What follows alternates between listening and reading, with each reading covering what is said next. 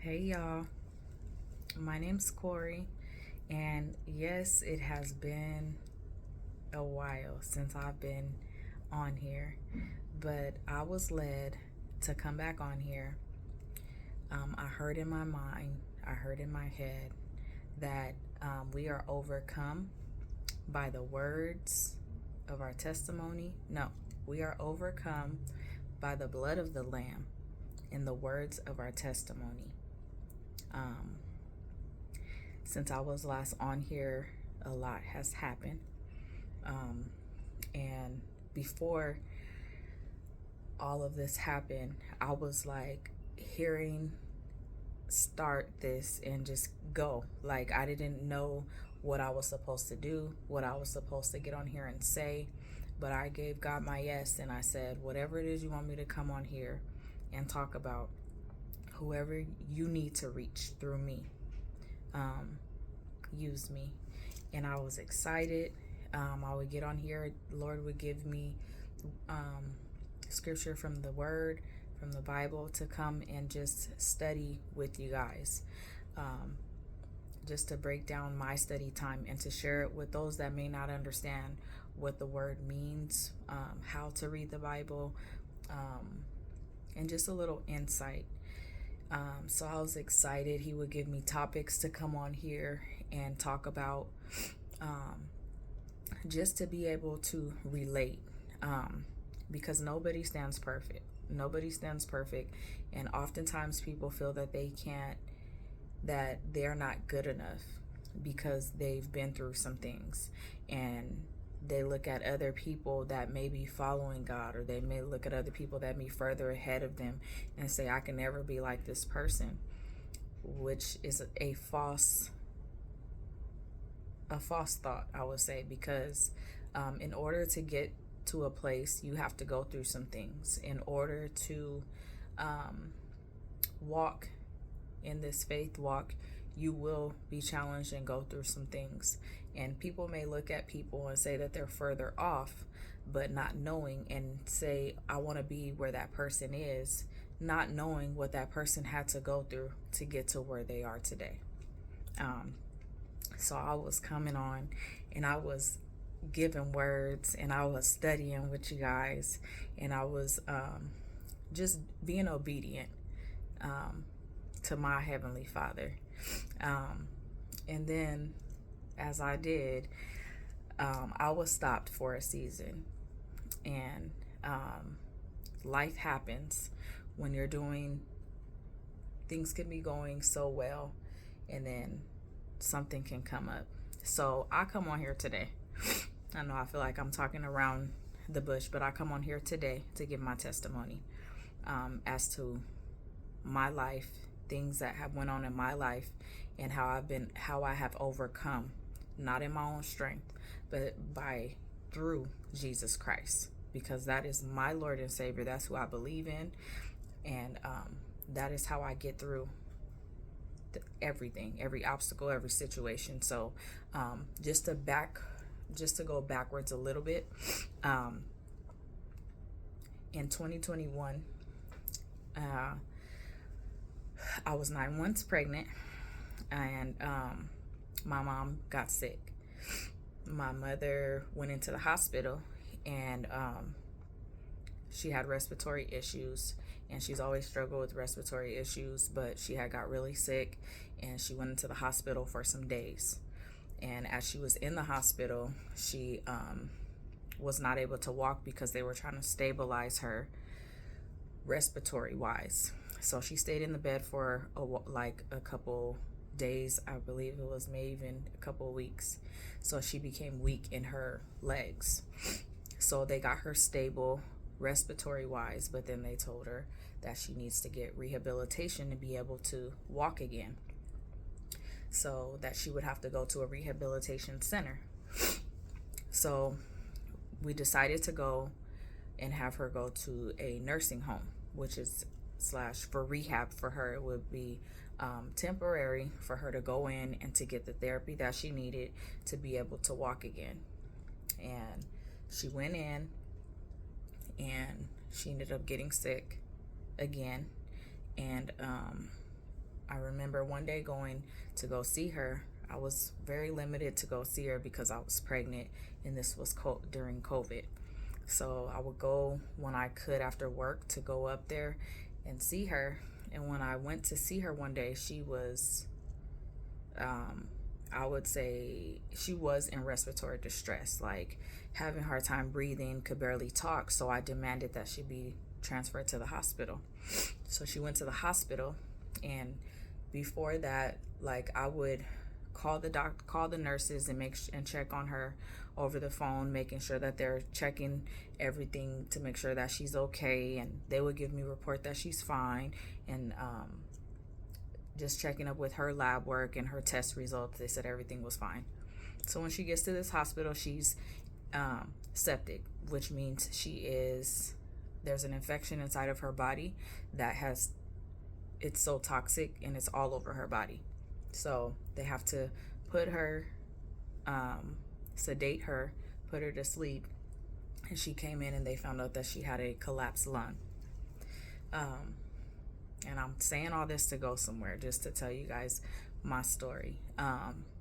So they put her under, and then they like removed a lot of the fluid that was on her lungs, of the infection that was on her lungs. And then when they were finished with it, she was still like in distress. And they explained it as to, I'm trying to explain it in the most common terms so you can understand, that she was tired because she was overexerting herself by breathing. So they asked if she can be sedated and be on a ventilator, and she was refusing, and I had to talk to her about it to make her understand. And then at that point, she was just very like exhausted, and she's like, whatever you decide, I agree with. I trust you because I know that you know what you're doing, and I know that you love me, so I trust you. So I made the decision to put her on a ventilator so that she can rest. So with the ventilator, you can't be on ventilator for a long time because your trachea and stuff can get damaged. So every day they would try to take her off the ventilator, but when they would take her off or wean her off, her oxygen level would go back down. So they had to place it back in. So they were like, we have to keep trying every day because this can't be long term. So on the 6th day, I remember throughout the time, like, I couldn't go. I was at work. My dad would call me, and he would go visit her for me, and he would take pictures just to show me what was going on, show me the numbers on the machine, just to let me know what's going on. So the 6th day, I remember it was a Sunday, and me and my dad was there, and they were like, we believe that she could come off the ventilator because we've been trying for the past 3 days, and she was responding to it, and we think that we're gonna go ahead and take her off, and she'll be okay. So she wasn't sedated for a couple of days, so she was able to open her eyes and able to look around and able to write on the magic board to be able to talk to us. So we sat there, and they took the tube out, and the first thing she said was Jesus. And she was just like so grateful, with so much gratitude. We wanted her to rest a lot because we didn't want her to overexert herself. She just spoke with us. She spoke to the kids. She spoke to my dad, and she was doing better. So we would come and visit her every day. I had to go to work. Life still kept lifing. So I'm like, just get rest, because the more that we were there, she would talk. She would just keep talking. So I had, prior to all of that, we had planned to do a baby shower I was pregnant. And then when this happened, I'm like, I don't want to do a baby shower because I'd rather just be here. And she's like, I want you to still do the baby shower. And I'll be here, I'll be fine, just do the baby shower because that's what I want. So I was like, no, I'm not gonna do a baby shower. So then she started getting sick again, and she started getting tired again. And I remember them calling me saying, you know, she's no, prior to that, yeah, back it up. Prior to that, I remember getting really sick. I got sick, and I got like this real bad headache. It was hard for me to breathe. I went to my OBGYN, and she took me off of work because she's like, it's almost time for you to go off of work, and you have like this sinus headache, so I just want you to relax. So I went home, and it was like bad, and I ended up going to the hospital, another hospital. They couldn't give me a chest x-ray because they said you're pregnant, but we'll give you an inhaler, and we will send you about your way. So I'm like, I need to get COVID tested because it's COVID time. I don't know what's going on. So I went around to the school district by my house to take the test, and then it wasn't the rapid test at the time, but I took the test, and then I went home, and I was just at home in my room, like sleeping and coughing and all this stuff. So then they called me a couple days later, and I would talk to my mom on the phone because I'm like, I'm not feeling well, and she's like, just rest. So they called me a couple days later and told me I had COVID, but by that time I was already feeling better. So I was like, maybe that week that I wasn't feeling well, I had COVID. So I called my mom frantic on the phone. I was like, they told me I have COVID, and I'm crying because I'm devastated. I had never had COVID. And she's like, you don't have COVID. And she's like, she told my husband, go and get this nose spray called Afrin and get that for her so that she can be relieved with the pressure in her head. So then a couple days later, they called, and they're like, you know, your mom is like, she's really weak again, and she's struggling to breathe again, and we think that we need to put her on the ventilator, but she's refusing to. So I talked to her, and I'm like, Mom, it's just so that you can you can rest. Like, they need to see, it was a lot of infection that was in her lungs, and it, from the time that she came in and they removed a lot of it, it started building up again. So they had like this little thing, this reservoir behind her where they would suction her mouth, and it was pretty bad. So she's like, okay, just put me on it. At that time I wasn't sick anymore, so I came in because she was like, I'm not doing it. Then I came in and I talked to her, and she's like, okay, just do it because I'm tired, and she was like, just let me go to your house. Let me just go to your house because I know I'm gonna die anyway. And I'm like, you just have to get better.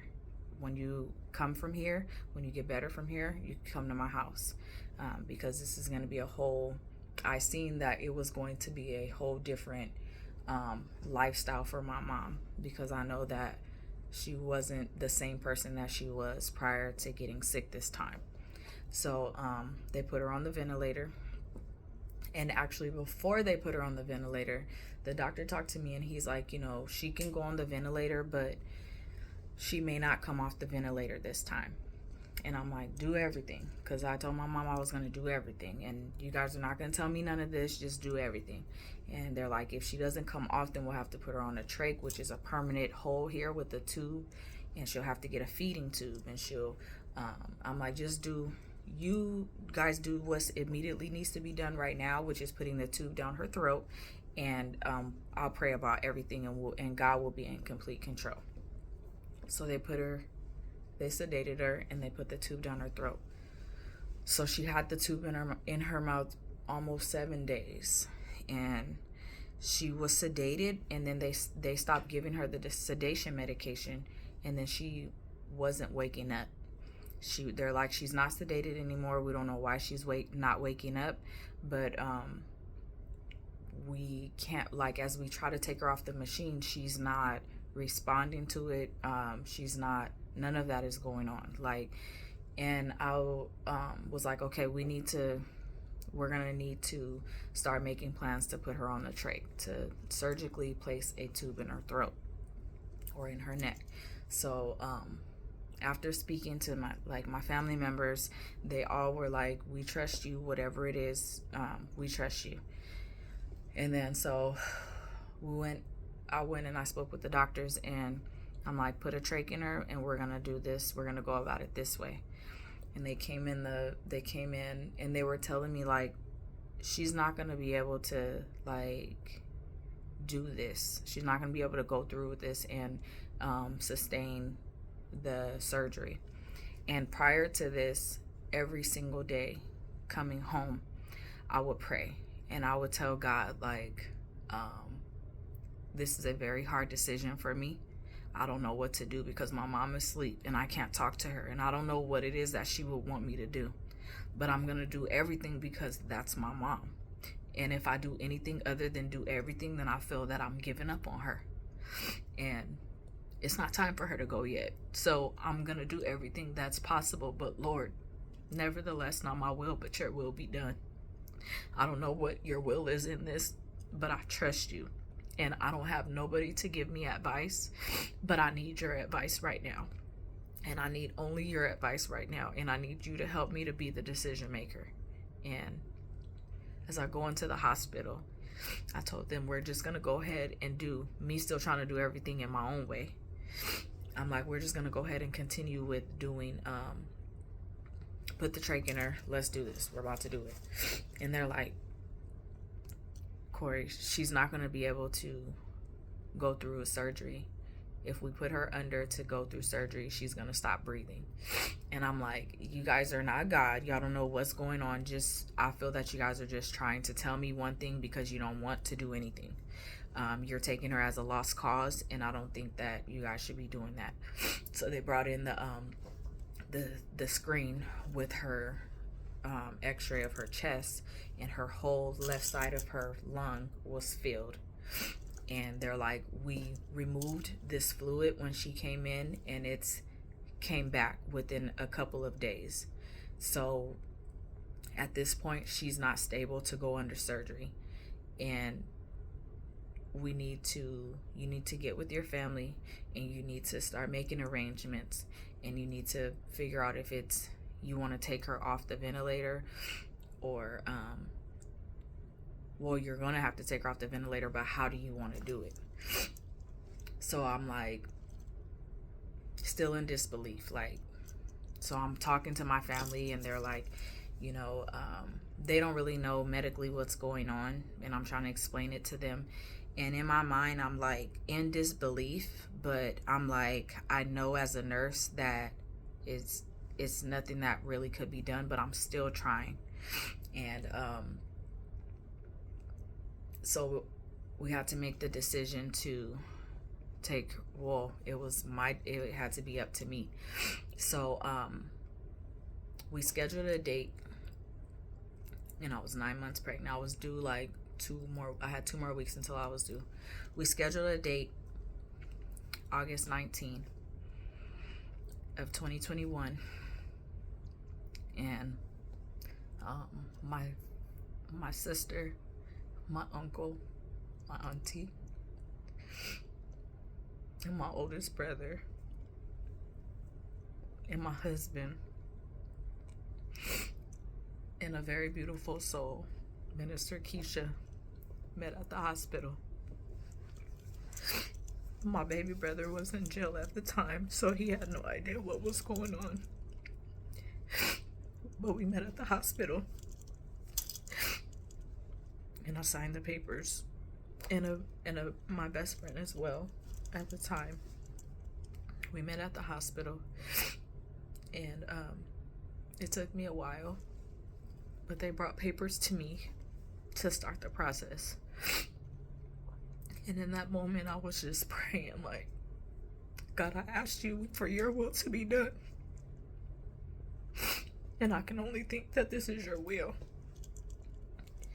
Looking back on it now, I know it was his will,